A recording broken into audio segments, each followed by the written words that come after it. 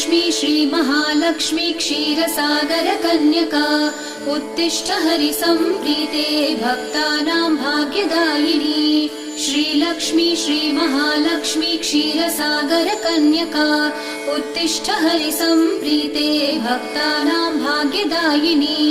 उत्तिष्ठोत्तिष्ठ श्रीलक्ष्मी विष्णुवक्षस्थलालये उत्तिष्ठ करुणापूर्णे लोकानां शुभदायिनी।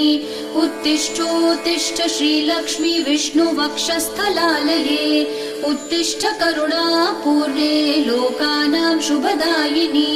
श्रीपद्ममध्यवसिते वरपद्मनेत्रे श्रीपद्महस्तचिरपूजित पद्मपादे श्रीपद्मजात जननी शुभपद्मवक्त्रे श्रीलक्ष्मी भक्तवरदे तव सुप्रभातम्।